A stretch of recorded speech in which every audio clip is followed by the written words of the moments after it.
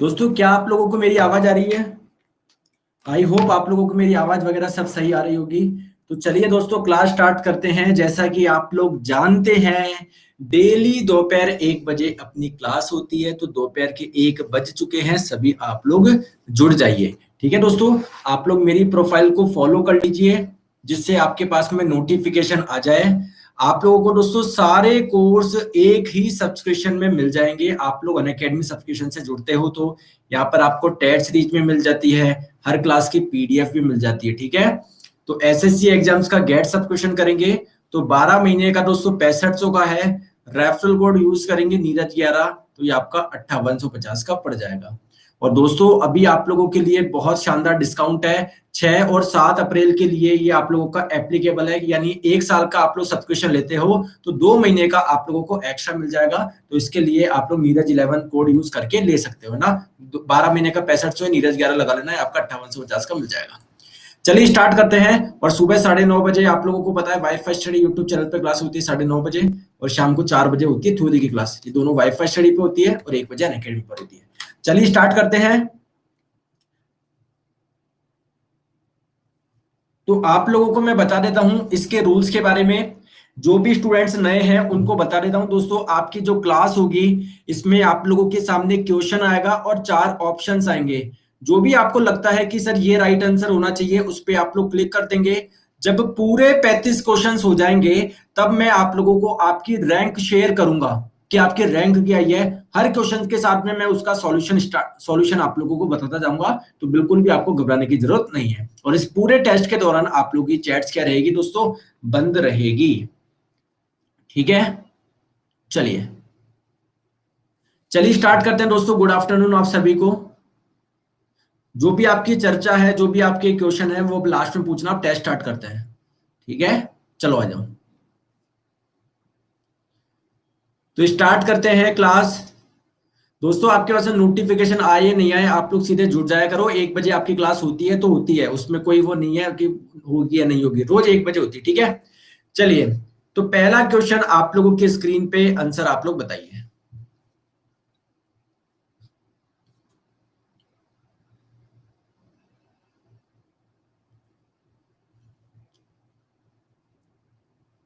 दोस्तों उस मेथड का नाम आप लोगों को बताना है जिसके थ्रू गर्भाशय में यानी यूटेरस में कॉपर टी रखी जाती है। तो ये जो मेथड होता है किसके लिए होता है दोस्तों? गर्भ निरोध के लिए होता है, कॉन्ट्रासेप्शन। ये आप लोगों का मेथड हो जाएगा ऑप्शन नंबर बी। इसमें क्या होता है तो दोस्तों जो महिलाओं का गर्भाशय होता है, यूटेरस होता है, उसमें दोस्तों इस प्रकार की एक टी शेप की क्या रखी जाती है, एक आप लोगों के पास में अरेंजमेंट रखा जाता है। इसको हम लोग बोलते हैं दोस्तों कॉपर टी। और ये आपका किसका बना होता है? जैसा कि नाम में दिख रहा है कॉपर, तो दोस्तों ये आप लोगों का तांबे का और प्लास्टिक का बना होता है, जिनसे दोस्तों महिलाओं गर्भ धारण नहीं करती है ना। तो जब भी वो चाहती है कि अब वो गर्भ धारण करना चाहती है ना, प्रेग्नेंट होना चाहती है, तो ये वो हटवा सकती है ना। तो जस्ट ये एक मेथड है। नेक्स्ट क्वेश्चन आप लोगों के स्क्रीन पे, आंसर आप लोग बताएंगे। क्वेश्चन आपकी स्क्रीन पे बताइए।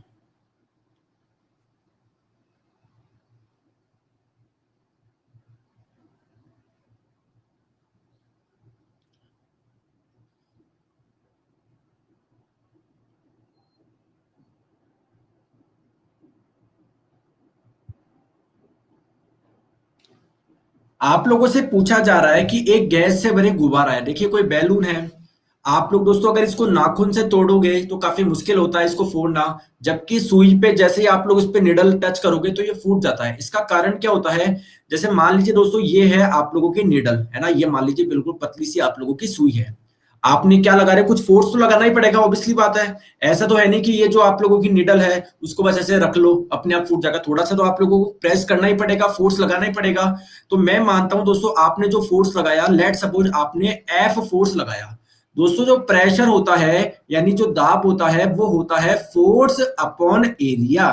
अब दोस्तों जो निडल का, सुई का ये वाला एरिया है, क्षेत्रफल कितना है दोस्तों? बहुत कम है। एरिया कम होने की वजह से इसके द्वारा जो प्रेशर डेवलप होगा, जो दाब उत्पन्न होगा दोस्तों, वो क्या होगा? ज्यादा होगा। जबकि अगर आप लोग नाखून से लगाते हो तो नाखून का अपना एरिया थोड़ा सा ज्यादा होता है ना, निडल के कंपैरिजन में, सुई के कंपैरिजन में। तो अगर ये चीज ज्यादा होगी तो दाब क्या होगा? कम होगा। ठीक है, तो नाखून की तुलना में सुई से फोड़ना आसान क्यों है? क्योंकि गुब्बारे पर नाखून की तुलना में सुई से अधिक प्रेशर लगता है, अधिक दबाव डलता है। ऑप्शन नंबर सी आपका करेक्ट आंसर हो जाएगा। नेक्स्ट क्वेश्चन दोस्तों आप लोगों के स्क्रीन पे बताइए। चलिए आंसर बताओ।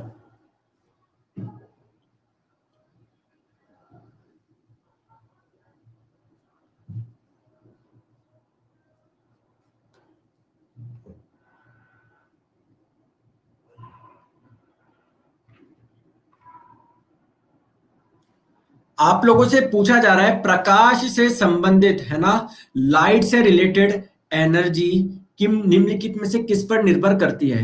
तो देखिए आप लोगों को पता है जो प्रकाश है, जो लाइट है, एक प्रकार की वेव है, एक प्रकार की तरंग है। तो देखिए तरंग किस प्रकार की, ट्रांसवर्स नेचर की तरंग होती है। प्रकाश आपका किस प्रकार का होता है? ट्रांसवर्स यानी अनुप्रस्थ प्रकार का। अनुप्रस्थ क्या होती है दोस्तों? जिसमें ऊपर जाता है, नीचे आता है, ऊपर जाता है, नीचे आता है। तो आप लोग जानते हैं कि जब ये आपका ऐसे आगे चल रहा होगा तो साइकिल बनती जा रही होगी। जैसे ये एक साइकिल बनी, ये एक साइकिल बनी, तो एक सेकंड में जितनी साइकिल बनती है उसी को हम लोग बोलते हैं दोस्तों फ्रीक्वेंसी यानी आवृत्ति। अब मान लीजिए कोई प्रकाश की तरंग ऐसी है जो दोस्तों एक सेकंड में दो साइकिल बना ली, और कोई ऐसी जो एक सेकंड में चार बना ली। तो दोस्तों जो चार बना रही है इसका मतलब इसके पास में क्या है? एनर्जी ज्यादा है। तो जो एनर्जी होती है किसी भी वेव की, किस पे डिपेंड करती है? उसकी फ्रीक्वेंसी पे डिपेंड करती है। राइट आंसर आपका हो जाएगा ऑप्शन नंबर बी। ठीक है, तो इसकी आवृत्ति पर दोस्तों क्या करती है? निर्भर करती है। देखो निर्भर तो देखो आपकी वेवलेंथ पे भी करते हैं, लेकिन आप लोग समझो इस क्वेश्चन का मतलब क्या हो जाएगा। जैसे जो एनर्जी होगी, अगर किसी की फ्रीक्वेंसी ज्यादा होगी ना, फ्रीक्वेंसी किसी भी वेव की फ्रीक्वेंसी यानी आवृत्ति ज्यादा होगी तो उसकी ऊर्जा क्या होती है? ज्यादा होती है। तरंग दैर्ध्य पे भी निर्भर करती है, लेकिन तरंग दैर्ध्य अगर किसी की ज्यादा हुई वेवलेंथ तो उसकी ऊर्जा क्या होती है दोस्तों? कम होती है। तो यहां पर लिख लो वेवलेंथ ज्यादा होने पर जो एनर्जी होती है वो होती है दोस्तों कम, है ना। और फ्रीक्वेंसी ज्यादा होने पर जो एनर्जी होती है वो होती है कम। हालांकि डिपेंड तो दोनों ही कर रही है, दोनों पे ही कर रही है एनर्जी, लेकिन अब क्वेश्चन में आपको कुछ बोला नहीं गया है, तो हम लोग ऑब्वियसली बात किसके साथ देखेंगे कि किसके साथ में बढ़ती है। तो राइट आंसर आपका ऑप्शन नंबर बी हो जाएगा। नेक्स्ट क्वेश्चन आपके स्क्रीन पे बताइए।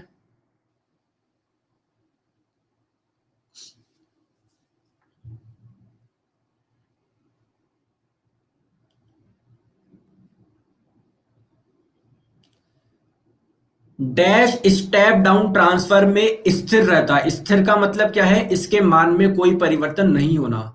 दोस्तों जो ट्रांसफार्मर होता है इसका कार्य क्या होता है? वोल्टेज को बढ़ाना या वोल्टेज को कम करना। ऐसा ट्रांसफार्मर जो वोल्टेज को बढ़ाता है उसको हम लोग बोलते हैं दोस्तों स्टेप अप ट्रांसफार्मर, और ऐसा ट्रांसफार्मर जो वोल्टेज को कम करता है इसको हम लोग बोलते हैं स्टेप डाउन ट्रांसफार्मर। तो दोस्तों स्टेप डाउन ट्रांसफार्मर क्या करता है? वोल्टेज को कम करता है। तो कैसे ये आप लोगों का कांस्टेंट रह रहा है? क्या वोल्टेज कांस्टेंट रहेगा? कि नहीं, वोल्टेज को तो कम करता है। तो ये वाला आप लोगों का राइट आंसर नहीं हो सकता। और अगर ये नहीं होगा तो ये भी आप लोगों का नहीं होगा। समझ में आ गई? अब बात आती है ट्रांसफार्मर में कांस्टेंट क्या रहता है, नियत क्या रहता है दोस्तों? पावर क्या रहती है आप लोगों की? कांस्टेंट रहती है ना। सब थोड़ा सा समझाइए, आइए मैं आपको समझाता हूं। देखो दोस्तों आपका ट्रांसफार्मर कुछ इस प्रकार का होता है ना। इसमें क्या होती है देखो, कुछ इस प्रकार से आप लोगों की प्लेट्स लगी होती है जिसके बीच जो बीच में से क्या रहती है? होलो रहती है। तो यहां से दोस्तों क्या होती है? करंट पास होती है, और यहां पर क्या होती है? कुछ कुंडलियां होती है ना। तो अगर इसमें आप लोग करंट पास करोगे तो इसमें जो करंट होगी अपने आप फ्लो होना स्टार्ट हो जाती है। तो अगर आप लोगों से पूछा जाए कि ट्रांसफार्मर किस सिद्धांत पर कार्य करता है, तो इस सिद्धांत का जो नाम है वो है दोस्तों म्यूचुअल इंडक्शन। म्यूचुअल इंडक्शन, जिसको दोस्तों हिंदी में हम लोग बोलते हैं स्वप्रेरकत्व। स्वप्रेरकत्व, क्योंकि देखो इसमें करंट फ्लो हुई तो इसमें अपने आप फ्लो गई। अब देखिए ध्यान रखेंगे, मान लेते हैं दोस्तों ये जो कुंडली है ना इसको हम लोग बोलते हैं प्राइमरी कॉइल यानी प्राथमिक कुंडली, और ये वाली जो कॉइल है इसको हम लोग बोलते हैं सेकेंडरी कॉइल यानी द्वितीय कुंडली। तो आप लोगों को छोटी सी बात ध्यान रखना है, जो पावर रहता है ना वो आप लोगों का फिक्स रहता है। तो पावर फिक्स रहने का मतलब क्या है? पावर आपका क्या होता है? V इंटू आई। तो मतलब यहां पर अगर पावर फिक्स रहेगा तो यहां पर जो वोल्टेज है, और यहां पर जो करंट है उसका गुणनफल, और यहां पर जो पावर क्या होगी, यहाँ का वोल्टेज और यहाँ की करंट, इन दोनों का दोस्तों गुणनफल बराबर होगा। यानी primary voltage into primary current बराबर secondary voltage into secondary current. समझ गए? तो दोस्तों पावर क्या रहती है आप लोगों की, फिक्स रहती है। पावर क्या रहती है, फिक्स रहती है। वोल्टेज और करंट क्या होते हैं दोस्तों, चेंज होते हैं। तो राइट आंसर आपका हो जाएगा option number A. Next question आप लोगों की स्क्रीन पे, आंसर आप लोग बताएंगे।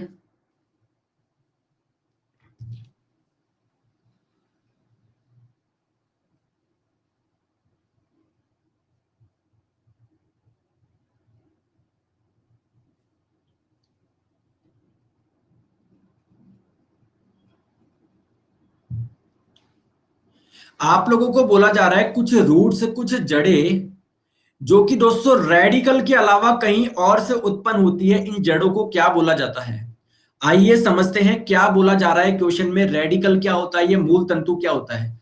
तो देखिए, ये कोई भी आप लोगों का पौधा है, प्लांट है। ये मान लीजिए दोस्तों मिट्टी है, इसके जो नीचे वाला पार्ट होगा, ये वाला पार्ट, इसको हम लोग बोलते हैं रेडिकल, और हिंदी में इसको बोलते हैं हम लोग मूल तंतु।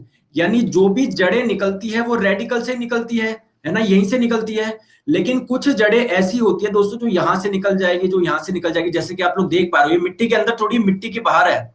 तो ऐसी जड़ों को हम लोग क्या बोलते हैं, ऐसी जड़ों को हम लोग बोलते हैं एडवेंटिटियस रूट। क्या बोलते हैं, adventitious root, option number D. और हिंदी में इसको बोलते हैं दोस्तों आकस्मिक जड़, वैसे बोल सकते हैं, लेकिन यही आप लोग ध्यान रखेंगे, एडवेंटिटियस जड़, है ना। तो ये आप लोग ध्यान रखेंगे। राइट आंसर आपका हो जाएगा option number D. Next question दोस्तों आप लोगों की स्क्रीन पे बताइए।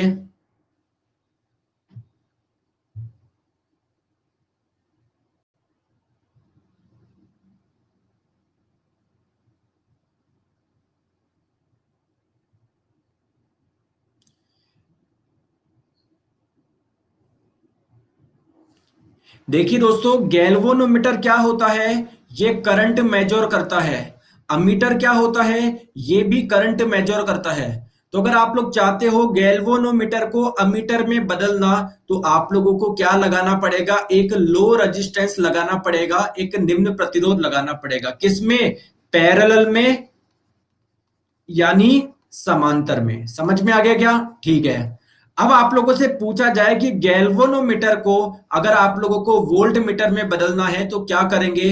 दोस्तों जस्ट इसका उल्टा कर दो। वहां पर आपने लो रेजिस्टेंस लगाया था, यहां पर आप लोग लगाइए हाई रेजिस्टेंस। आपने वहां पर पैरेलल में लगाया था, यहां पर लगाओ दोस्तों सीरीज में, यानी श्रेणी में। तो आप लोगों से यही पूछा जा रहा है कि अगर आप लोग गैल्वेनोमीटर को वोल्ट मीटर की तरह प्रयोग करना चाहते हैं तो श्रेणी क्रम में क्या जोड़ोगे? दोस्तों एक हाई रेजिस्टेंस जोड़ेंगे, एक उच्च प्रतिरोध जोड़ेंगे। राइट आंसर आपका हो जाएगा option number A. Next question आप लोगों की स्क्रीन पे बताइए।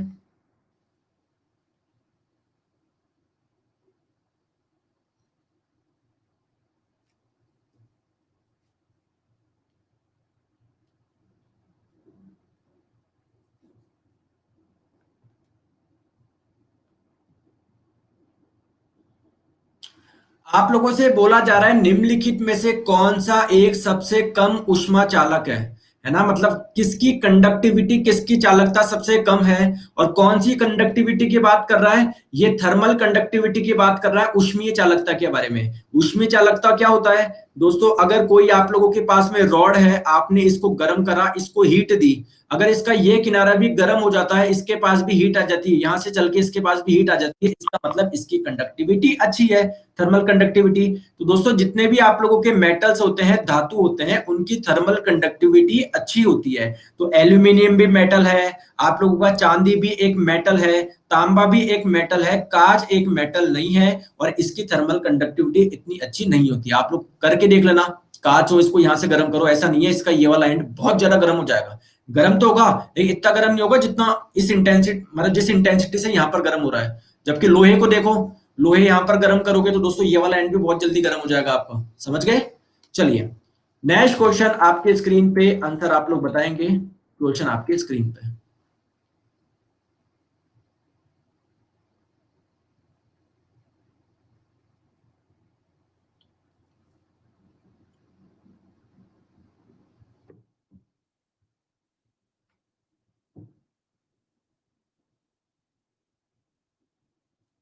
आप लोगों को बोला जा रहा है कि किसी वस्तु की गति के कारण कोई ऑब्जेक्ट अगर मोशन करता है तो उसमें कौन सी गति होती है? काइनेटिक एनर्जी होती है ना। राइट आंसर आपका हो जाएगा ऑप्शन नंबर सी। और इसका फॉर्मूला क्या होता है? 1/2 mv², जहां पर m उस वस्तु का द्रव्यमान है और जिस वेग से गति कर रहा है वो मान लीजिए v है। तो ये आप लोगों का फॉर्मूला हो जाएगा उसकी गतिज ऊर्जा को निकालने के लिए। नेक्स्ट क्वेश्चन दोस्तों, आप लोगों के स्क्रीन पे आंसर बताइए आप लोग।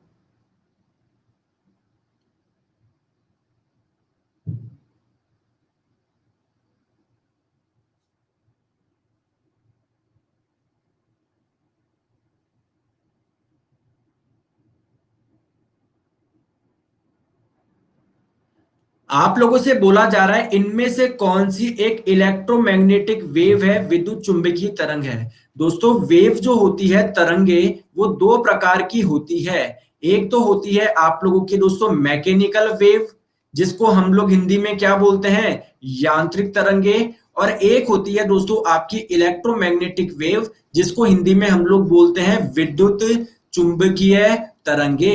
विद्युत चुंबकीय तरंगे क्या होती है? जिनको आगे चलने के लिए कोई माध्यम की जरूरत नहीं है। अगर कहीं पर निर्वात हो, निर्वात का मतलब क्या है? वहां पर एयर भी नहीं होना, कुछ भी नहीं होना, वो वहां से भी ट्रेवल कर सकती है। तो दोस्तों जो आपकी लाइट वेव होती है, प्रकाश तरंगे, एक्स रेज, है ना, आप लोग के इंफ्रारेड रेज, ये सभी कैसी वेव है? इलेक्ट्रोमैग्नेटिक वेव है। समझ गए? तो राइट आंसर आपका ऑप्शन नंबर ए हो जाएगा।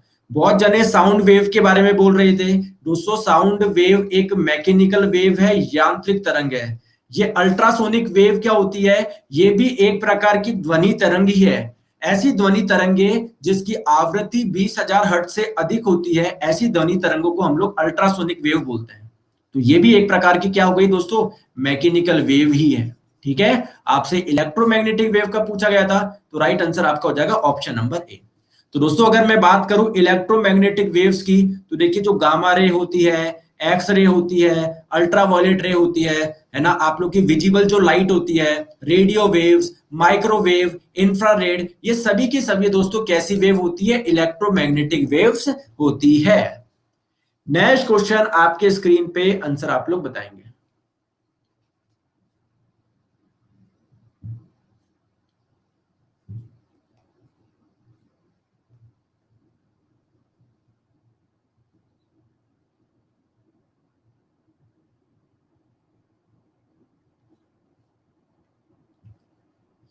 जब मैक संख्या एक हो तो इस प्रकार के, इसको हम लोग क्या बोलेंगे? When the Mach number is one, तो द साउंड। तो देखो बात को समझो, मैक नंबर होता क्या है? मैक नंबर होता क्या है दोस्तों? किसी ऑब्जेक्ट की स्पीड। दोस्तों ये हटाओ, इसको साउंड है ना, बस ऐसे बोलो, when the Mach number is one. तो इस कंडीशन को क्या बोलेंगे हम लोग, है ना? तो मैक नंबर होती क्या है, मैक संख्या होती क्या है? ध्यान रखेंगे, किसी ऑब्जेक्ट की स्पीड यानी किसी वस्तु की चाल बट्टे साउंड की स्पीड यानी ध्वनि की चाल। जैसे मान लीजिए दोस्तों ध्वनि की चाल है, वायु में बात करें 344 मीटर पर सेकंड होती है। और मान लीजिए आप लोग अपनी बाइक चला रहे हो, आप भी 344 मीटर पर सेकंड की गति से चला रहे हो, तो आपका मैक नंबर क्या होगा दोस्तों? वन होगा। अगर आपकी स्पीड, किसी भी ऑब्जेक्ट की स्पीड साउंड की स्पीड से भी ज्यादा है, तो उस केस में मैक नंबर एक से ज्यादा होगा। किसी की स्पीड साउंड की स्पीड से कम है, मतलब ये कम है, इससे कम है, तो मैक नंबर क्या होगा? एक से कम होगा। तो दोस्तों ध्यान रखेंगे, अगर मैक नंबर एक के बराबर होता है, यानी किसी ऑब्जेक्ट की स्पीड और साउंड की स्पीड बराबर होती है, तो दोस्तों इस कंडीशन को हम लोग बोलते हैं ट्रांसोनिक। तो आप लोगों से यही पूछा गया था, जब मैक नंबर वन होगा तो इस कंडीशन को क्या बोलेंगे? ट्रांसोनिक बोलेंगे, ऑप्शन नंबर सी। और अगर मैक नंबर एक से ज्यादा होगा तो इसको सुपरसोनिक बोलेंगे। मैक नंबर एक से कम होगा तो इसको सबसोनिक बोलेंगे। अगर मैक नंबर 5 से भी ज्यादा हुआ तो इसको हम लोग बोलेंगे हाइपरसोनिक। 5 से ज्यादा होने का मतलब क्या है? किसी ऑब्जेक्ट की स्पीड, किसी वस्तु की गति ध्वनि की गति के 5 गुना से भी क्या है दोस्तों? अधिक है। ठीक है, चलो आगे नेक्स्ट क्वेश्चन पे आंसर आप लोग बताएंगे।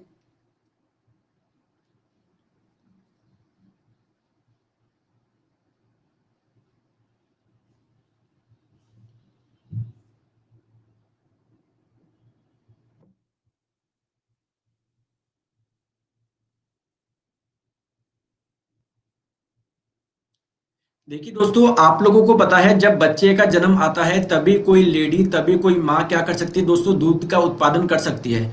तो जो दूध बनाने की प्रक्रिया है, इसके लिए कौन सा हार्मोन आप लोगों का रेस्पॉन्सिबल होता है, उस हार्मोन का नाम बताइए। तो उस हार्मोन का नाम है दोस्तों प्रोलैक्टिन, ऑप्शन नंबर बी। अगर आप लोगों से पूछे प्रोलैक्टिन हार्मोन किस ग्रंथि से निकलता है, तो दोस्तों ये पिट्यूटरी ग्लैंड यानी पीयूष ग्रंथि से निकलता है, जिसको हम लोग मास्टर ग्लैंड के नाम से भी जानते हैं। ये बात क्लियर है क्या? कल मैंने आपको बताया था एक हार्मोन के बारे में जिसका नाम होता है ग्रोथ हार्मोन।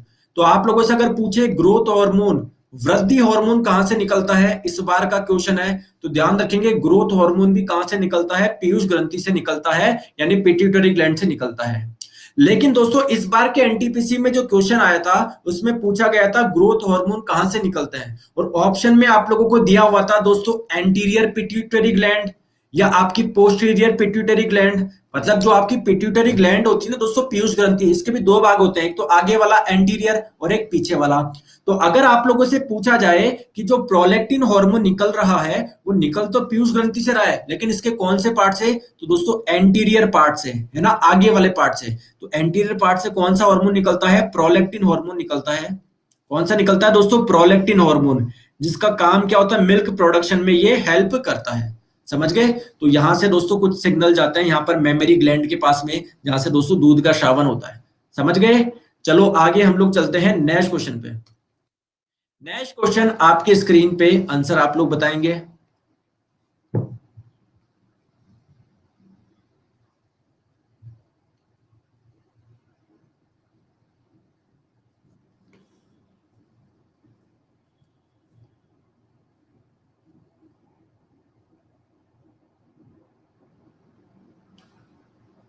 निम्नलिखित में से क्या तरंग की विशेषता नहीं है, वेव की कैरेक्टरिस्टिक नहीं है। तो जैसे मान लीजिए दोस्तों कोई भी वेव होती है, ये मान लो ये कोई वेव है ना, तो आपको पता है 1 सेकंड में ये जितनी साइकिल बनाएगा उसको हम लोग फ्रीक्वेंसी बोलेंगे।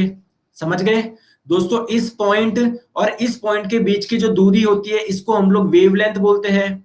जो कोई भी वेव होती है, कोई भी तरंगे कभी ऊपर जा रही है कभी नीचे जा रही है, तो ये इसकी मीन पोजीशन है, माध्य स्थिति है।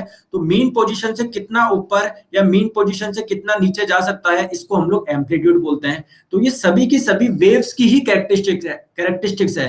एम्पलीट्यूड हो गया, फ्रीक्वेंसी हो गया, वेवलेंथ हो गया, साउंड की स्पीड हो गया। तो ये सभी की सभी किसकी विशेषता है दोस्तों, तरंग की विशेषता है। मीडियम तरंग की विशेषता नहीं है, मीडियम एक अलग ही चीज है। ठीक है, तो राइट आंसर आपका हो जाएगा option number D. Next question आप लोगों के स्क्रीन पे, आंसर आप लोग बताएंगे।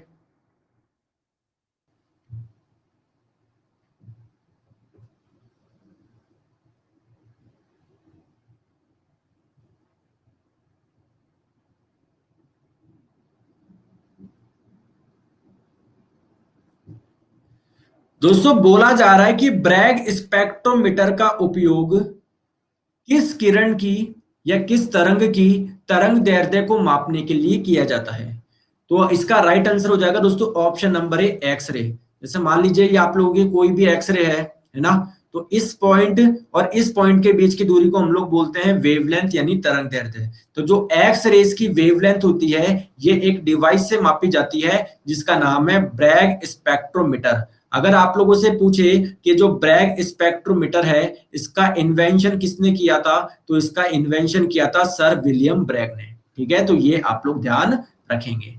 चलिए आगे चलते हैं दोस्तों नेक्स्ट क्वेश्चन पे, आंसर आप लोग बताएंगे।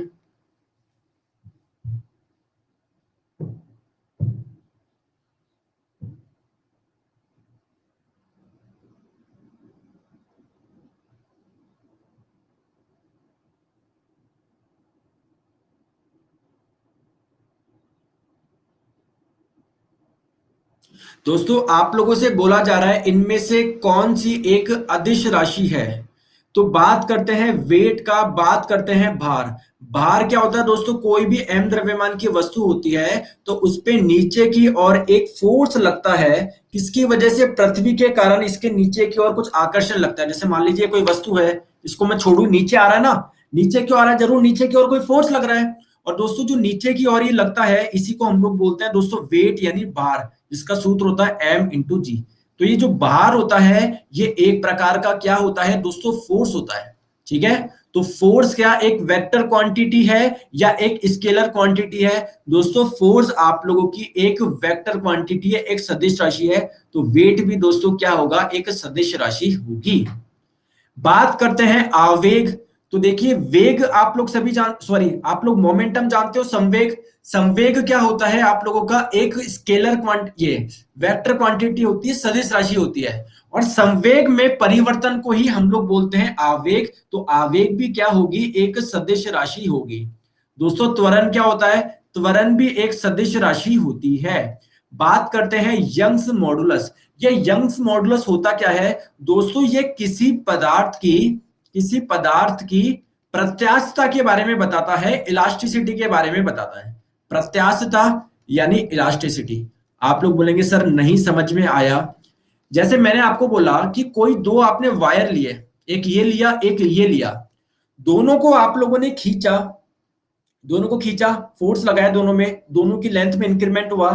लेकिन जैसे ही आप लोगों ने फोर्स हटाया तो हम लोगों ने देखा कि इनमें से एक तार ऐसा था जो अपनी ओरिजिनल पोजीशन में वापस आ गया। तो इसकी इस प्रॉपर्टी को हम लोग बोलते हैं इलास्टिसिटी यानी प्रत्यास्थता। और कोई वायर ऐसा होगा कि आप लोग उसको खींचोगे, फोर्स हटाओगे तो अपनी ओरिजिनल पोजीशन में वापस नहीं आ पाएगा। इसका मतलब उसकी इलास्टिसिटी बहुत कम है। तो किसी भी पदार्थ की इलास्टिसिटी ज्यादा होगी या कम होगी दोस्तों, वो उसके यंग्स मॉडुलस से बताया जाता है। अब आप लोग पूछेंगे कि जो यंग्स मॉडुलस होता है इसका मात्रक क्या होता है? इसका मात्रक भी दोस्तों क्या होता है, पास्कल होता है। जैसे मैंने आप लोगों को बोला कि कोई एक पदार्थ है ना, इसका यंग्स मॉडुलस 40 मेगा पास्कल, ये 40 पास्कल मान लो आप तो। और मैंने बोला कोई दूसरा पदार्थ है जिसका यंग्स मॉडुलस 60 पास्कल है, और मैं आपसे पूछूं कि किसी को मैं खींचूं तो कौन अपनी ओरिजिनल पोजीशन में वापस आ जाएगा जल्दी? दोस्तों इसकी यंग्स मॉडुलस का मान ज्यादा है। यंग्स मॉडुलस का मान ज्यादा होने का मतलब क्या है, इसकी प्रत्यास्थता ज्यादा है। तो जैसे आप लोग फोर्स हटाओगे तो अपनी ओरिजिनल पोजीशन में आने की कोशिश करेगा। तो देखो मैंने जब इसका बोला कि इसका यंग्स मॉडुलस 60 पास्कल है, तो मैंने बोला कि 60 पास्कल उधर है 60 पास्कल इधर है, नहीं।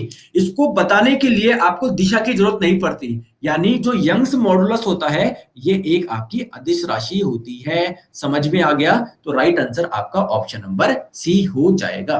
समझ गए दोस्तों? क्लियर है? थम्स अप करके बताओ। चलो आगे नेक्स्ट क्वेश्चन पे। नेक्स्ट क्वेश्चन दोस्तों आप लोगों की स्क्रीन पे आंसर आप लोग बताएंगे।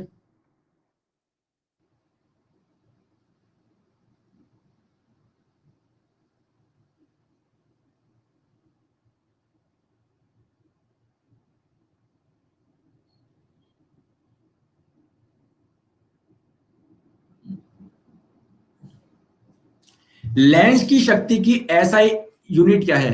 तो देखो अगर आप लोगों को लेंस की पावर की यूनिट मेजर करनी है तो जो यूनिट मापी, इसकी जो यूनिट होती है वो होती है डायोप्टर, ऑप्शन नंबर डी। ठीक है, जैसे मैंने बोला लेंस की आपने देखा होगा, कोई व्यक्ति जब चश्मा पहनता है तो बोलता है मेरा पावर कितना है, तो कोई बोलता है -0.3, कोई बोलता है +2। तो दोस्तों ये आपका प्लस माइनस जो भी आपको बोलता है ना 0.3 या 2, तो ये क्या होता है, डायोप्टर होता है। यानी कहीं ना कहीं वो अपने लेंस की पावर बताता है, शक्ति बताता है ना। तो लेंस की पावर को जो मेजर करा जाता है वो डायोप्टर में करा जाता है, option number D. Next question आपके स्क्रीन पे आंसर बताइए।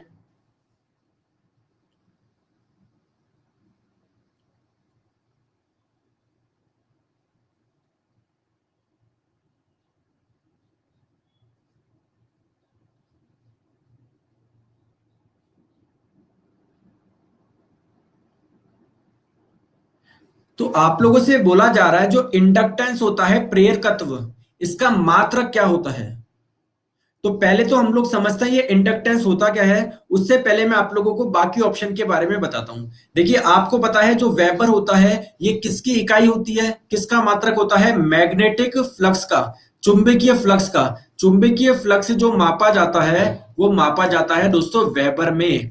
टेस्ला क्या होता है? ये दोस्तों मैग्नेटिक फील्ड की यूनिट होती है। चुंबकीय क्षेत्र को जो मापा जाता है वो मापा जाता है दोस्तों टेस्ला में। बात करते हैं फेरेड की, तो जो कैपेसिटेंस होता है, जो धारिता होती है किसी भी कैपेसिटर की, किसी भी संधारित्र की जो धारिता होती है उसकी कैपेसिटी कितनी है, कितना चार्ज स्टोर कर सकता है, इसको मापते हैं फेरेड में। बात आती है, एक ऑप्शन बचा, तो जो प्रेरकत्व होता है इंडक्टेंस उसको मापा जाता है हेनरी में, ऑप्शन नंबर सी।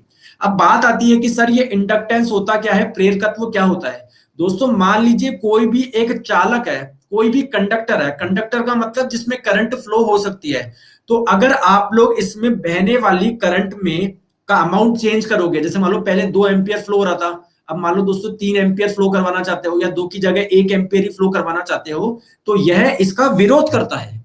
तो इसकी इस प्रॉपर्टी को हम लोग बोलते हैं दोस्तों इंडक्टेंस।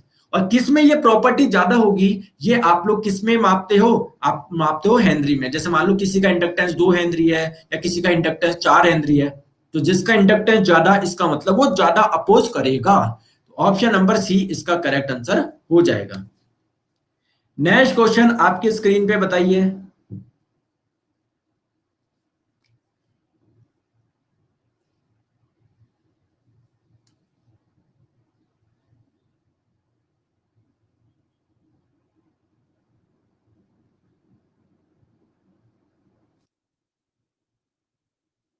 देखिए दोस्तों, आप लोगों से बोला जा रहा है ग्रहों, पृथ्वी और सूर्य, बड़ी बड़ी जो दूरियों को मापन करने के लिए एक मेथड हम लोग यूज करते हैं, एक सिद्धांत का यूज करते हैं। उस सिद्धांत का नाम है दोस्तों पैरेलैक्स प्रिंसिपल, ऑप्शन नंबर सी।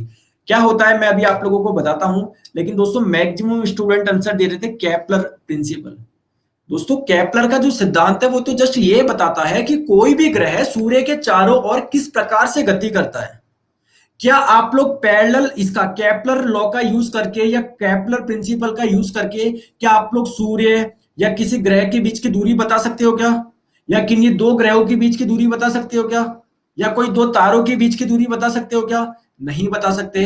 तो दोस्तों एक मेथड होता है जिसको हम लोग बोलते हैं पैरेलैक्स मेथड या पैरेलैक्स प्रिंसिपल। ये क्या होता है, आइए मैं इसको छोटे से एग्जांपल से आपको समझाता हूं, इधर आओ, देखो ध्यान से समझो।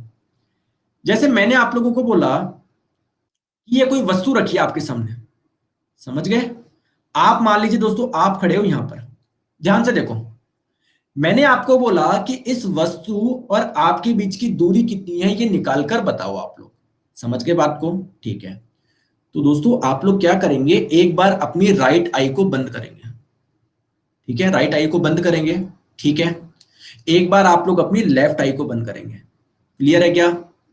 तो एक छोटी सी बात बताओ, जैसे मान लो दोस्तों ये कोई एक वस्तु है, ये कोई एक वस्तु है, जब आप लोग इसको लेफ्ट आई से देखोगे, है ना, देखो ऑब्वियसली बात है आपकी लेफ्ट आई थोड़ी सी इधर है, राइट आई थोड़ी सी इधर है, तो जब आप लोग केवल अपनी लेफ्ट आई से देखोगे तो इस पॉइंट को मैं बोल देता हूं ये वाला पॉइंट, और जब केवल राइट आई से देखोगे तो इस पॉइंट को मैं बोल रहा हूं ये। तो आप लोग देखोगे दोस्तों यहां पर क्या बनेगा, इस वस्तु की और कुछ एंगल बनेगा, कुछ एंगल बनेगा। और आपको ये पता ही होगा कि दोनों आंखों के बीच की दूरी कितनी है। अगर ये आपको एंगल पता है, आप लोगों को ये पता है, तो दोस्तों क्या आप लोग ये निकाल सकते हो क्या। और इसको निकालने का मतलब है आप लोगों को पता पड़ गया उस ऑब्जेक्ट की आपकी आंख से दूरी कितनी है। तो दोस्तों बस सिंपली ध्यान रखिए, इस मेथड को हम लोग बोलते हैं पैरेलैक्स मेथड या पैरेलैक्स प्रिंसिपल आप लोग बोल सकते हो। इसका इस्तेमाल बड़ी बड़ी दूरियों के मापन में किया जाता है। तो राइट आंसर आपका ऑप्शन नंबर सी हो जाएगा। नेक्स्ट क्वेश्चन दोस्तों आपके स्क्रीन पे बताइए।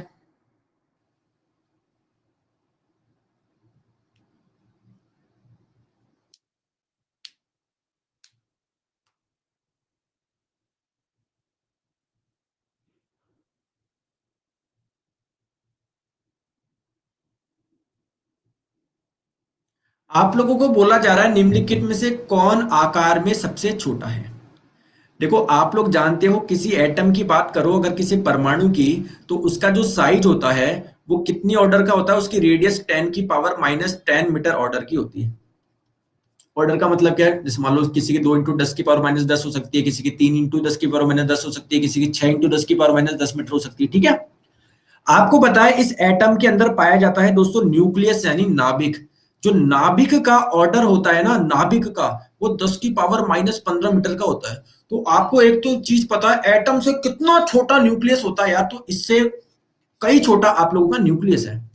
Option number A correct answer हो जाएगा। बाकी के दो पे भी हम लोग प्रकाश डालते हैं कि मतलब कार्बन का जो न्यूक्लियस होता है, ये किसी भी एटम के न्यूक्लियस की बात करें, क्या वो वायरस से भी छोटा होता है क्या, बिल्कुल।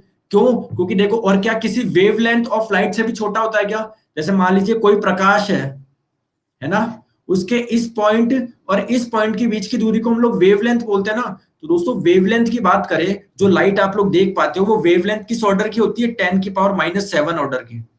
क्लियर? जो कि 10⁻⁻15 से कहीं ज्यादा बड़ा है। तो अगर तरंग दैर्ध्य से भी छोटा क्या है दोस्तों? आपका न्यूक्लियस है। अगर बात करें दोस्तों वायरस की लंबाई, तो जो वायरस का साइज होता है दोस्तों वो 10⁻⁻8 मीटर का होता है, जो कि 10⁻15 से कहीं ज्यादा है। समझ गए? तो सबसे छोटा कौन सा हो जाएगा? ये आपका न्यूक्लियस हो जाएगा, ऑप्शन नंबर ए। चलते हैं आगे नेक्स्ट क्वेश्चन पे, आंसर आप लोग बताएंगे।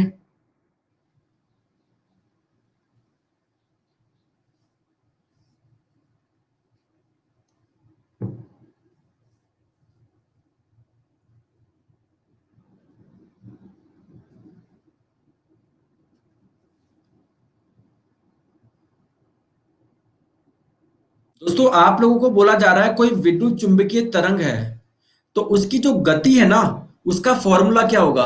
तो ध्यान रखिए दोस्तों, कोई भी आप लोगों की तरंग है, कोई भी तरंग हो, उसकी दोस्तों स्पीड का फॉर्मूला जो होता है, उसका चाल का जो फॉर्मूला होता है, वो होता है दोस्तों फ्रीक्वेंसी इंटू वेवलेंथ, यानी आवृत्ति इंटू तरंग दैर्ध्य।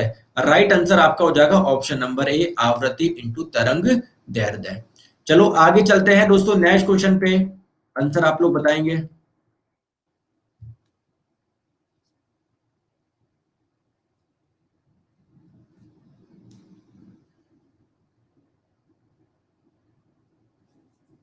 ये क्वेश्चन इस बार के एनटीपीसी में भी पूछा गया था कि जो जनरेटर होता है ये किस सिद्धांत पे कार्य करता है।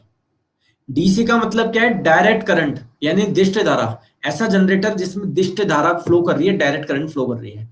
तो देखिए बात करें अगर जनरेटर की, तो जनरेटर का कार्य आप लोगों को सभी को पता है क्या करता है? ये मैकेनिकल एनर्जी यानी यांत्रिक ऊर्जा को बदलता है इलेक्ट्रिकल एनर्जी में यानी विद्युत ऊर्जा में।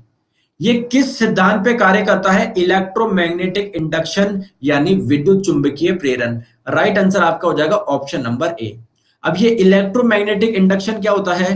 तो दोस्तों इसको आपको ज्यादा डिस्क्राइब करने की जरूरत नहीं है, फिर भी मैं आप लोगों को बता देता हूं। जैसे मान लो कोई आपकी एक मैग्नेट है, हर मैग्नेट के आपको पता है दो पोल होते हैं, इसका एक पोल मान लो नॉर्थ पोल, एक मान लो साउथ पोल। इससे कुछ दोस्तों मैग्नेटिक फील्ड्स लाइन निकलती है, चुंबकीय क्षेत्र रेखा है। तो अगर किसी कॉइल के पास में, किसी कॉयल और मैग्नेट के पास में कुछ रिलेटिव मोशन करवाओगे ना आप, तो उसमें अपने आप करंट फ्लो होना स्टार्ट हो जाती है। इसको हम लोग बोलते हैं इलेक्ट्रोमैग्नेटिक इंडक्शन। तो जस्ट आप तो बस इस सिद्धांत का नाम याद रखो। अगर आप लोगों से पूछे जनरेटर किस सिद्धांत पे कार्य करता है, इलेक्ट्रोमैग्नेटिक इंडक्शन, जिसका पूरा नाम है दोस्तों हिंदी में विद्युत चुंबकीय प्रेरण। नेक्स्ट क्वेश्चन आपके स्क्रीन पे, आंसर बताओ।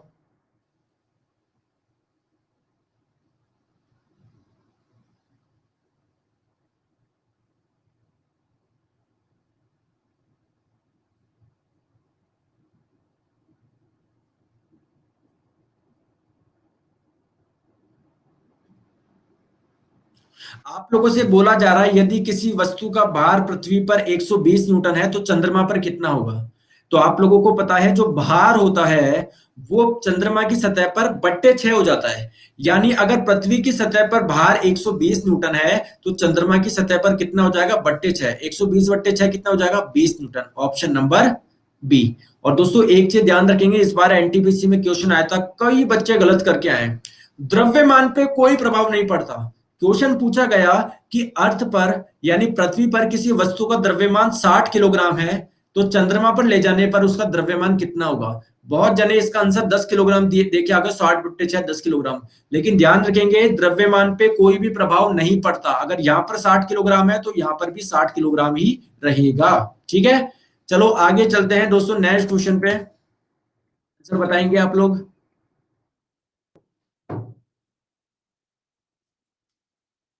परास करना इसको ना, परास।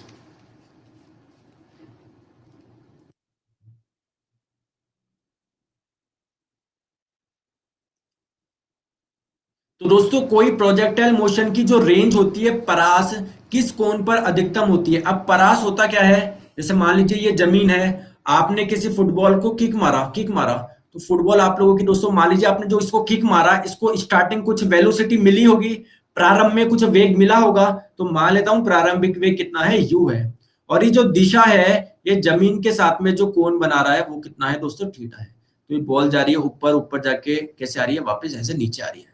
समझ गए क्या? तो जिस जमीन से जहां से स्टार्ट करा, जहां पर आके गिरा, इन दोनों पॉइंट के बीच के डिस्टेंस को हम लोग बोलते हैं दोस्तों रेंज यानी परास। समझ में आ गया? अब आप लोग चाहते हो कि रेंज ज्यादा से ज्यादा हो, यानी फुटबॉल को आप लोग किक मारो तो बहुत दूर जाके ये गिरे, तो इसके लिए क्या होना चाहिए, आइए देखते हैं। तो रेंज का फॉर्मूला क्या होता है दोस्तों, u square sine 2 theta by g. अब आपके हाथ में जी नहीं, कुछ भी नहीं है। आप सोचो मैं जी को कम कर लूं जिससे रेंज बढ़ जाए, तो ये आपके हाथ में नहीं है। आप लोग बोलेंगे सर मेरे हाथ में यू है, अगर मैं तेज किक मारूंगा तो सर यू ज्यादा होगा, जिसकी वजह से रेंज ज्यादा होगा। मैंने बोला बिल्कुल सही बात है। तो मैंने बोला तो जब आप तेज मारो तो इतना तेज मारो ना कि जयपुर में किक मारो और दिल्ली में पहुंच जाओ, बॉल फुटबॉल दिल्ली में पहुंच जाए। फिर मैं बोलूं जब आपके हाथ में ही है बहुत तेज मारना, तो मुंबई पहुंचा दो बॉल, अमेरिका पहुंचा दो। तो दोस्तों ये भी आपके पास में एक लिमिट है, एक पर्टिकुलर लिमिट से तेज नहीं फेंक सकते, आपकी बॉडी में पावर है जो जितनी है उतनी तक पहुंच फेंक सकते हो। आप क्या चेंज कर सकते हो दोस्तों, आप लोग थीटा चेंज कर सकते हो, थोड़ा ऐसे फेंकू थोड़ा ऐसे फेंकू। तो दोस्तों इसका मान अधिकतम कब आएगा, आपको पता है साइन का अधिकतम मान कितना होता है, 1 होता है। और वो कब आता है, जब थीटा का मान 90 डिग्री होता है। यहां पर क्या है, मतलब इसका मान आपका 90 डिग्री होना चाहिए, तो 2 थीटा का मान 90, यानी थीटा का मान 45। Option number B. Next question आप लोगों की स्क्रीन पे आंसर आप लोग बताएंगे। क्वेश्चन आपकी स्क्रीन पे बताओ।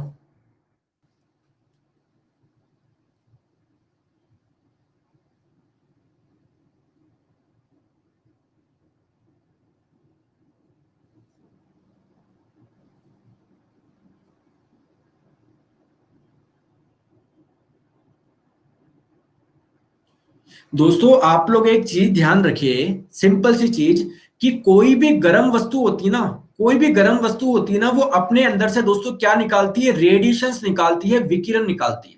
समझ गए? अब आप लोग बोलेंगे रेडिएशन होती क्या है सर, दोस्तों कुछ भी नहीं है, ये एक प्रकार की वेव है, एक प्रकार की तरंग है। जैसे आपको पता है ना, जो सन है, सन से भी दोस्तों रेडिएशंस आते हैं, रेडिएशंस आते हैं। और दोस्तों जिस सरफेस पे ये टकराएंगे, ये अपने साथ में क्या लेकर आते हैं, एनर्जी लेकर आते हैं। तो जिस सरफेस पे टकराएंगे वहां पर एनर्जी को रिलीज कर देंगे, वो सतह क्या हो जाएगी, गर्म हो जाएगी। अब ये जो रेडिएशंस निकल रही है ना, ये किस पे डिपेंड करती है, उस बॉडी के टेम्परेचर पे डिपेंड करती है। जिसका तापमान ज्यादा होगा वो उतने ही ज्यादा रेडिएशंस निकालेगा। तो इसके लिए स्टीफन ने एक लॉ दिया है ना, स्टीफन नाम के साइंटिस्ट ने, इन्होंने क्या बोला कि कोई भी बॉडी जो एमिशन कर रही है, जो उत्सर्जन कर रही है, वो डायरेक्टली प्रोपोर्शनल होगा टी की पावर 4 के। यानी अगर कोई एक बॉडी है ये वाली और कोई दूसरी बॉडी है ये, अगर इसका टेम्परेचर इससे डबल है, तो दोस्तों कितना गुना उसका एमिशन कितना ज्यादा होगा, कितना ज्यादा उत्सर्जन करेगा, तो देखो टी की पावर 4, तो ये आपका हो जाएगा 16 गुना हो जाएगा आप लोग का। समझ रहे हो? तो सिंपल सी बात क्या है आप लोगों का, कि कोई भी बॉडी होती है उससे जो एमिशन हो रहा है, जो उत्सर्जन हो रहा है, जो रेडिएशन एमिट कर रहा है, वो किस पे डिपेंड करेगा, टेम्परेचर की पावर 4 के साथ में वेरी करेगा। ये बात किसने बताई, स्टीफन ने बताई। Option number B. Next question आप लोगों के स्क्रीन पे आंसर आप लोग बताएंगे।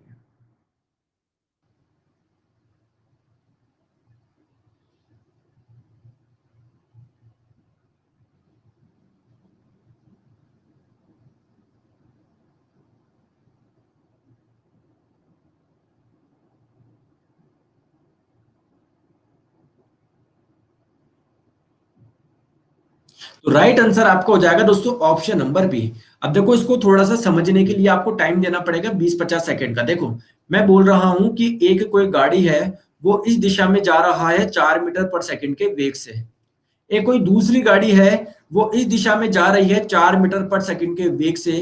तो क्या दोनों के वेग समान है क्या? आप लोग बोलेंगे दोनों के समान है, देखो इसका भी 4 है, इसका भी 4 है। लेकिन दोस्तों वेग जो होता है ना, वेलोसिटी, वो एक वेक्टर क्वांटिटी होती है, सदिश राशि होती है। यानी मैग्नीट्यूड के साथ में डायरेक्शन भी मैटर करती है। तो इन दोनों का मैग्नीट्यूड तो सेम है, लेकिन डायरेक्शन अलग अलग है। इसका मतलब ये वाली वेलोसिटी और ये वाली वेलोसिटी सेम नहीं है। समझ में आ गया क्या? और आपको यह भी पता है, जब भी वेग में अंतर आता है, जब भी वेलोसिटी में चेंज आता है, जब भी वेग में अंतर आता है, तो जरूर किसकी वजह से आता है? किसी त्वरण की वजह से आता है, किसी एक्सलेशन की वजह से आता है।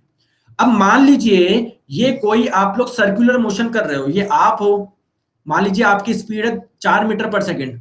आपकी स्पीड क्या है? फिक्स है, 4 मीटर पर सेकेंड, 4 मीटर पर सेकेंड, 4 मीटर पर सेकेंड, 4 मीटर पर सेकेंड। नो डाउट आपका मैग्नीट्यूड चेंज नहीं हो रहा, लेकिन जब भी आप लोग वृत्तीय पथ पे गति करते हो तो आपकी दिशा चेंज होती है। देखो पहले इधर थी, फिर इधर हो गई, फिर इधर हो गई, फिर इधर हो गई, फिर इधर हो गई। तो जब भी आप लोग वृत्तीय पथ पे गति करते हो तो 100% बात है दोस्तों, डायरेक्शन चेंज होगी ही होगी। और जब भी डायरेक्शन चेंज होती है तो वेलोसिटी चेंज होगी। तो डायरेक्शन में चेंज की वजह से जो एक्सेलरेशन आता है, जो त्वरण आता है दोस्तों, इसको हम लोग बोलते हैं सेंट्रीपिटल एक्सेलरेशन, यानी अभिकेंद्रित त्वरण। और इसकी दिशा कहां पर होती है दोस्तों? केंद्र की तरफ होती है। ठीक है। तो जब भी सर्कुलर मोशन होगा, जब भी वृत्तीय पथ पे कोई व्यक्ति गति करेगा तो अंदर की ओर, केंद्र की ओर एक त्वरण वर्क करेगा ही करेगा। ठीक है। तो दोस्तों राइट आंसर आपका हो जाएगा direction toward centre, option number B. Next question दोस्तों, आप लोगों की स्क्रीन पे आंसर आप लोग बताएंगे।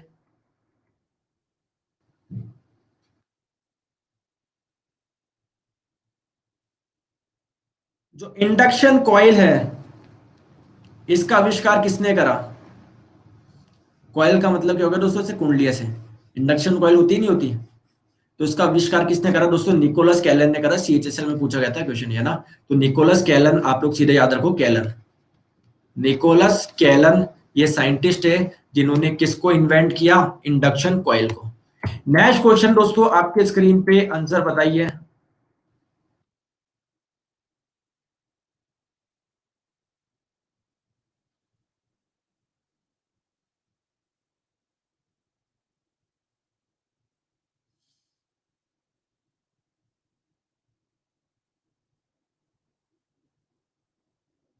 देखो क्या बोला जा रहा है कि जब ध्वनि तरंग एक माध्यम से दूसरे में संचरित होती है तो वह अपना डैश करती है।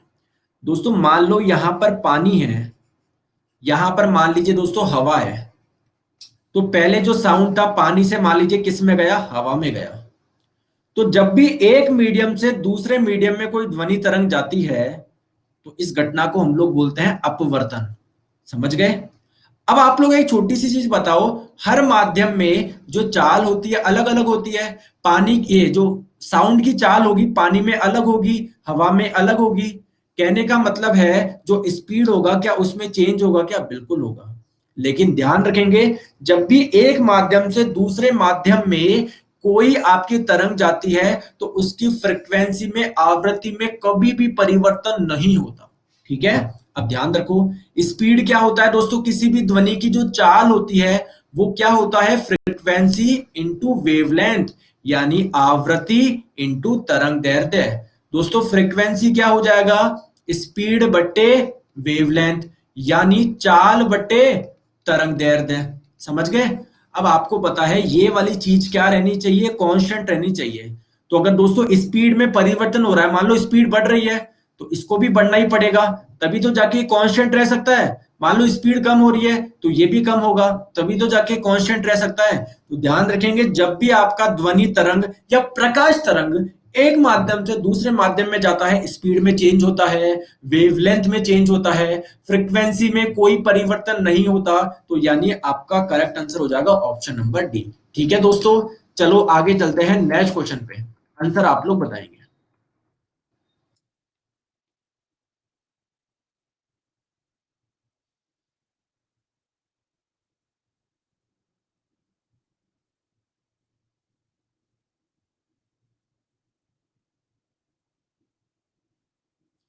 एक डिग्री सेल्सियस तापमान में वृद्धि होने पर ध्वनि की गति में, देखिए दोस्तों साउंड की स्पीड होती है ना, ये डिपेंड करती है टेम्परेचर पे।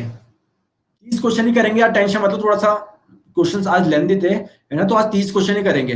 तो अब ये मत सोचा करो सर 35 करेंगे 30 करेंगे, वो मेरे ऊपर है। मैं आपको एग्जाम से पहले सभी प्रकार के सभी क्वेश्चन, सारा रिवीजन वगैरह सब हो जाएगा। बस आप लोग क्लास मिस मत करो डेली 1 PM पे, मैं आपके लिए मेहनत कर रहा हूँ, टेंशन मत लो। देखो दोस्तों आपको पता है अगर किसी मीडियम का, किसी माध्यम का टेम्परेचर बढ़ेगा तो साउंड की स्पीड क्या होती है दोस्तों? बढ़ती है। ध्वनि की चाल तापमान पे डिपेंड करती है, तापमान बढ़ेगा तो ध्वनि की चाल बढ़ती है। अब दोस्तों आप लोग वृद्धि कर रहे हो तो साउंड की स्पीड में वृद्धि होनी चाहिए, तो दोस्तों ये वाला ऑप्शन तो हो नहीं सकता है, ये वाला ऑप्शन भी हो नहीं सकता है।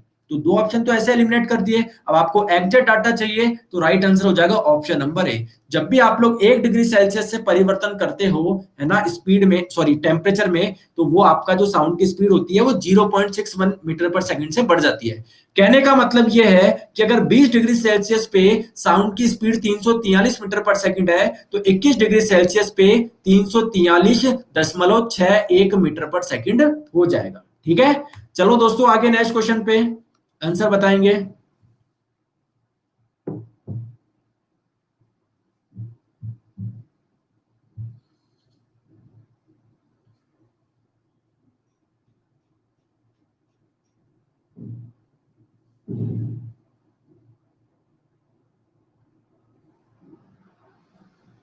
इनमें से किस वैज्ञानिक ने विद्युत प्रतिरोध के नियम की खोज करी? जो रेजिस्टेंस के बारे में सबसे पहले जो बताया था वो किसने बताया था? ओम ने बताया था। और इसलिए रेजिस्टेंस यानी प्रतिरोध का जो मात्रक है वो क्या है दोस्तों? ओम है। अब देखो ओम आपको ऑप्शन में दिया हुआ नहीं है, मतलब पूरा नाम दिया हुआ है जीएस ओम। अगर एक ओम जीएस ओम होता, एक मान लो आरएस ओम होता, एक एन के ओम होता, तो हम लोग बहुत कंफ्यूज हो जाते हैं। इसलिए मैंने क्वेश्चन डाला है दोस्तों, आपका पूरा नाम पता होना चाहिए।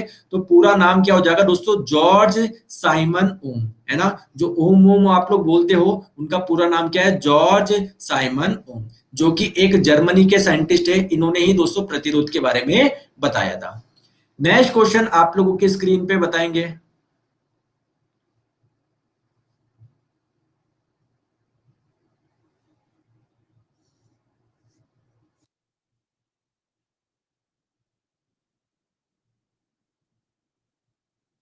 गुरुत्वाकर्षण का नियम किस पर लागू होता है?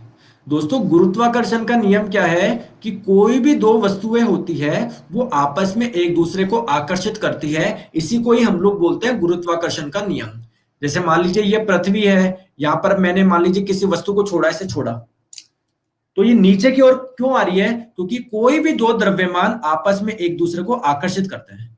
अब पृथ्वी तो ऊपर की ओर उठ नहीं सकती क्योंकि पृथ्वी का द्रव्यमान तो बहुत ज्यादा भारी है, तो इस वस्तु ये वस्तु क्या आ जाती है? नीचे आ जाती है। इसका कारण क्या होता है? गुरुत्वाकर्षण। तो गुरुत्वाकर्षण ऐसा नहीं है केवल अर्थ और इस पे जो ऑब्जेक्ट है उसी के लिए एप्लीकेबल है, कोई भी दो वस्तु होती है आपस में एक दूसरे को क्या करती है? अट्रैक्ट करती है, इसी को हम लोग बोलते हैं गुरुत्वाकर्षण। तो ये किसी भी दोस्तों बॉडी के पेयर के लिए आप लोगों का एप्लीकेबल है। नेक्स्ट क्वेश्चन आपके स्क्रीन पे बताइए।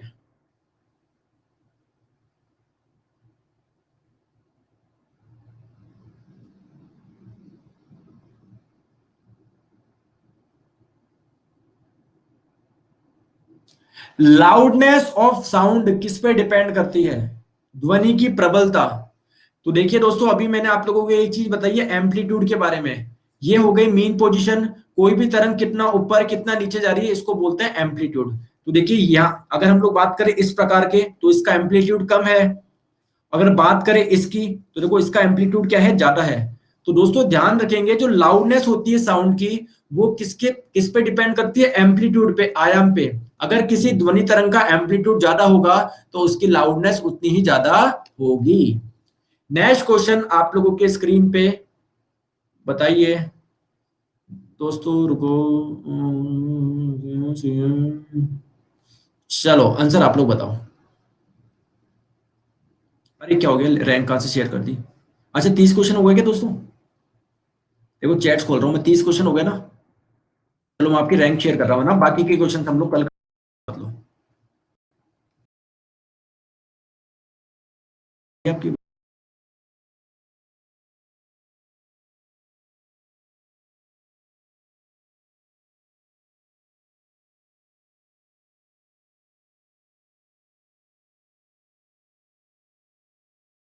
वो एक बार रिफ्रेश कर रहा हूँ, थोड़ा सा हैंग हो गया, एक बार वेट करिए।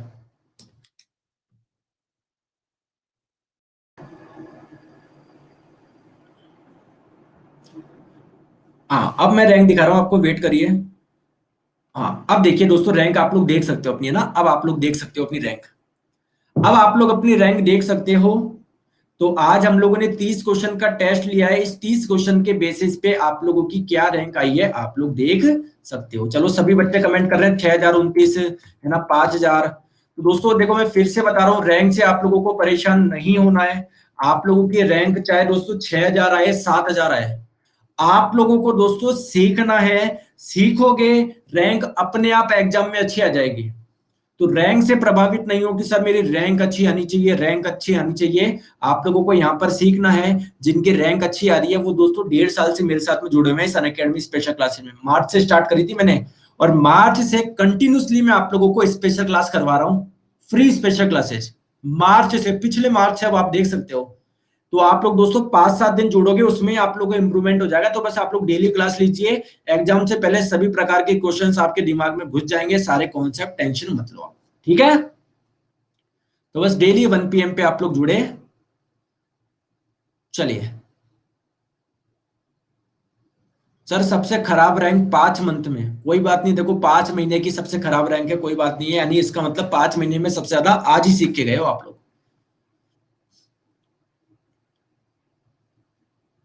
आज बफरिंग हो रहा था, कोई बात नहीं है ना।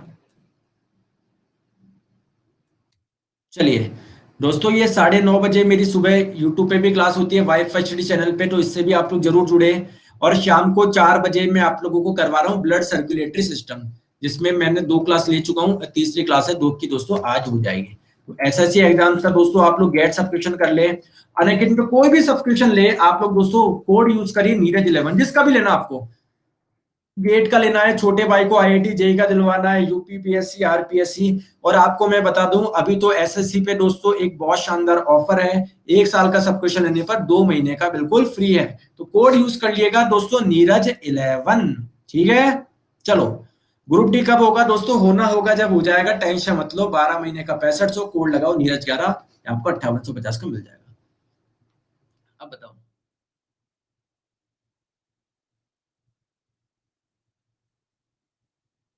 सर, प्लस पर केमिस्ट्री कब होगा? प्लस पे बायोलॉजी और फिजिक्स पढ़ा चुका हूँ, केमिस्ट्री स्टार्ट करेंगे दोस्तों, 5-6 दिन का समय तो है ना, 5-6 दिन में करते हैं।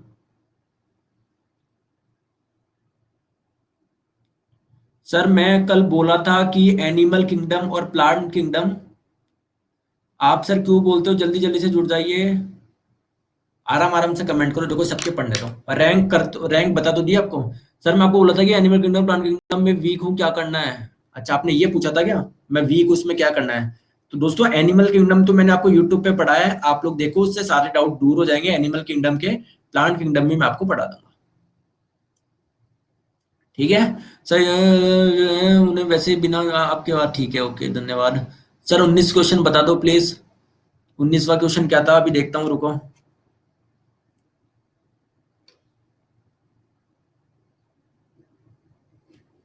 अरे यार, किसी तरंग की जो स्पीड होती है उसका फॉर्मूला क्या होता है? स्पीड का फॉर्मूला होता है दोस्तों फ्रीक्वेंसी इनटू वेवलेंथ।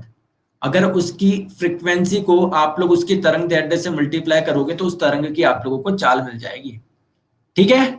चलिए दोस्तों, बाय बाय, टेक केयर।